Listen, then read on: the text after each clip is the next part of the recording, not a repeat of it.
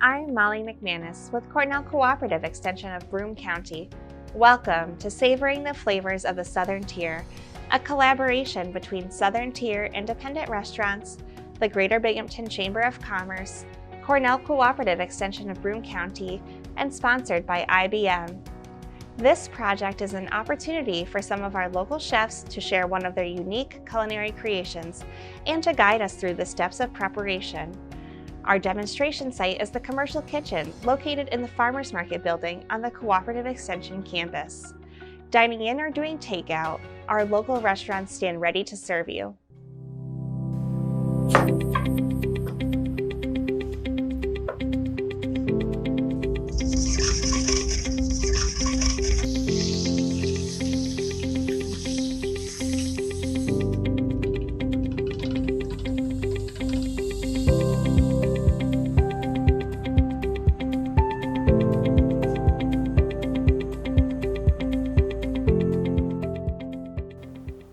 Hello, my name is Laughlin. I'm the executive chef at Stone Fox Bar and Pizza.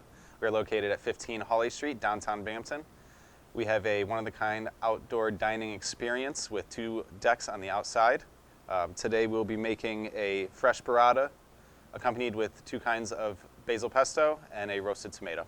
These are the ingredients that we're going to be using today for our burrata and variations of pesto.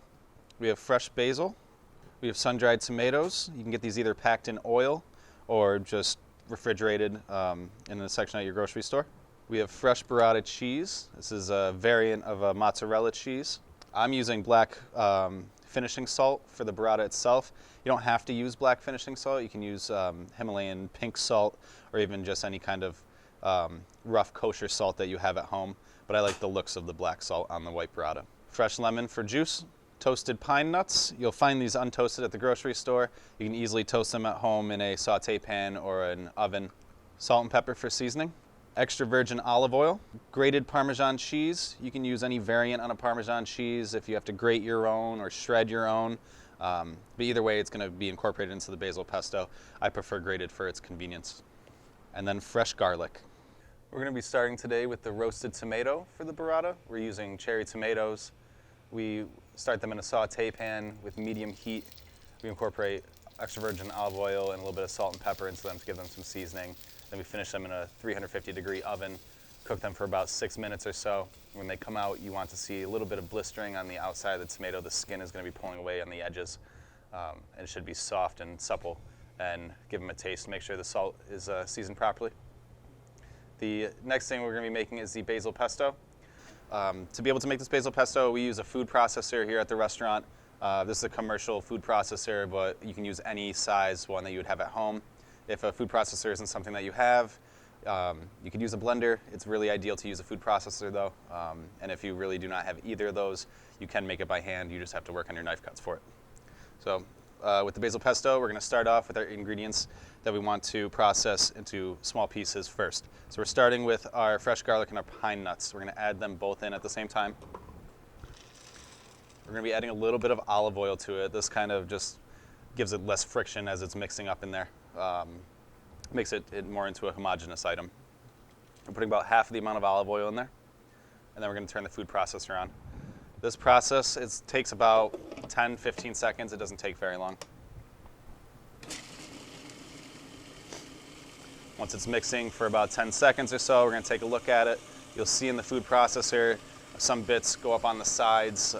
You may have to scrape it with a rubber spatula. It's good to have one handy if you need it. 10 seconds goes by, you'll pull it off, take a look. It's going to have a consistency and look similar to peanut butter. At that point, the basil, we're going to pack it in. We don't want to pack up the food processor too high to where the blade's not able to move. So we're going to start with about half. It's also important to know at this point, the friction from the blades on the basil will actually start to heat it a little bit, which is not ideal for us. So we don't want to leave it running for too long. The lemon juice that we add to this is 1 for flavor and 2 to help the basil from oxidizing. It's similar to, like say, an apple or an avocado. After they're cut, you start to see them brown out a little bit. Basil is susceptible to the same thing. That's why we add the lemon juice to it, as well as for the flavor. At that point, we have about half in there.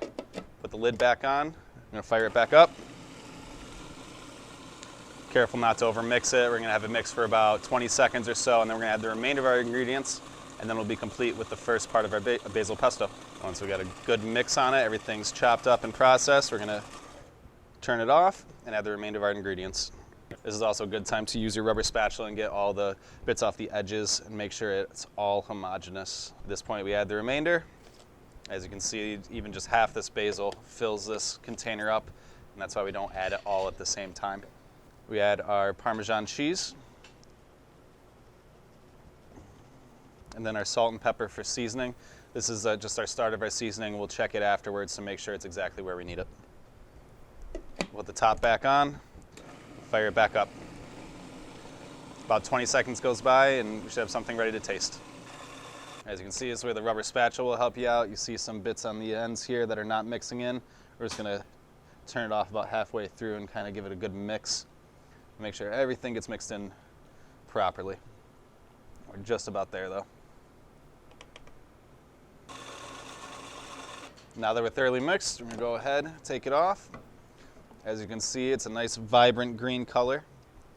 It's nice and well mixed. You don't see large chunks of anything. We're gonna give it a taste and make sure that it's ready to use. We add a little bit more salt. Other than that, we're good to go. Once this is done mixing, that completes the basil pesto. All right, next up we're gonna make the sun-dried tomato pesto. It's a very similar procedure as the basil pesto, just with the addition of sun-dried tomatoes. Here we have sun-dried tomatoes that are packed in oil.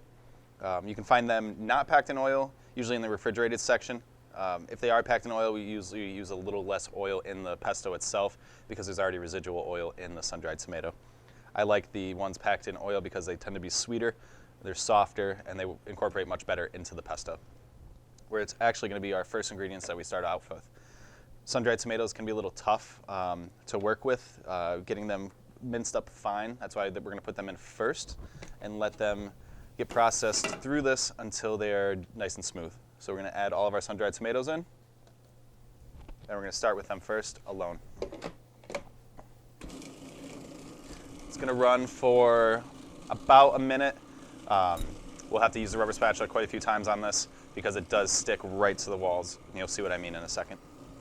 Now that our sun-dried tomatoes are processed nice and small, they need to be looking like this. We're going to start adding the other ingredients for our pesto. The remainder of the procedure is very similar to how we made our basil pesto. We're going to add our pine nuts and fresh garlic. This runs for about 30 seconds or so, just enough to process it very small. Once those are processed and incorporated in, we're going to start adding half of our basil like we did before, half of our olive oil.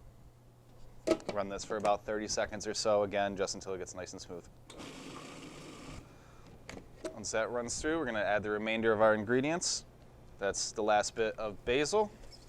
Top it off with the last bit of olive oil. Add our grated Parmesan cheese. And lastly, our salt and pepper for seasoning.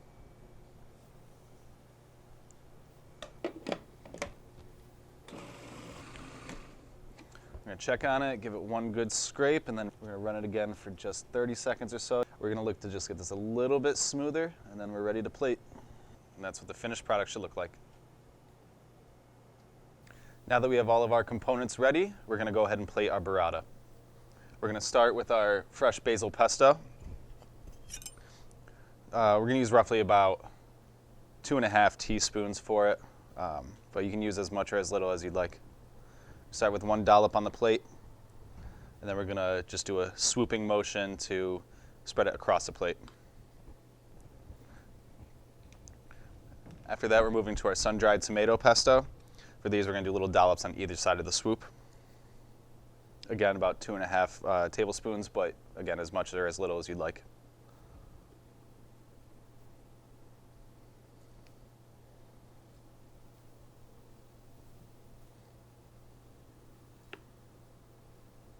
Perfect. Once that's on, we're moving to our roasted cherry tomatoes. I usually use 3 of them, but you can use as many as you want.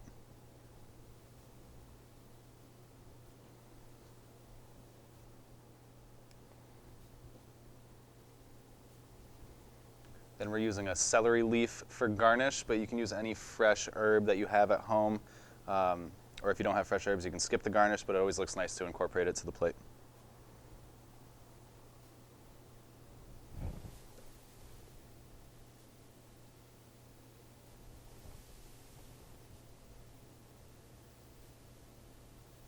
And then the last part is going to be the fresh burrata itself, and then seasoned with the black salt on top.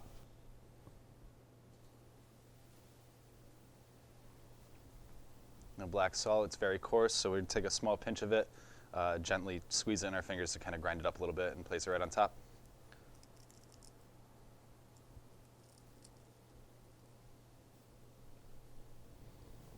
And there you have it. That's a completed burrata.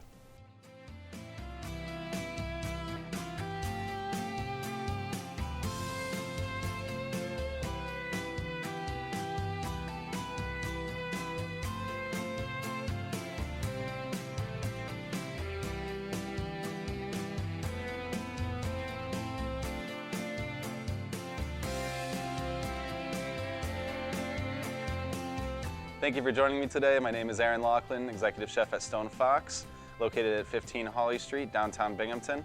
Looking forward to seeing you coming down and experiencing our outdoor dining. We have 3 outdoor decks available for you. We're open 6 days a week and hope to see you come down soon.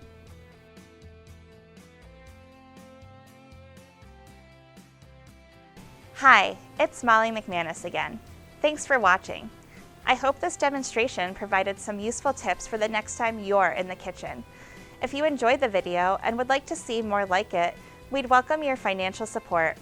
You can make a donation on our secure website, stir-local.com. Thanks again for tuning in.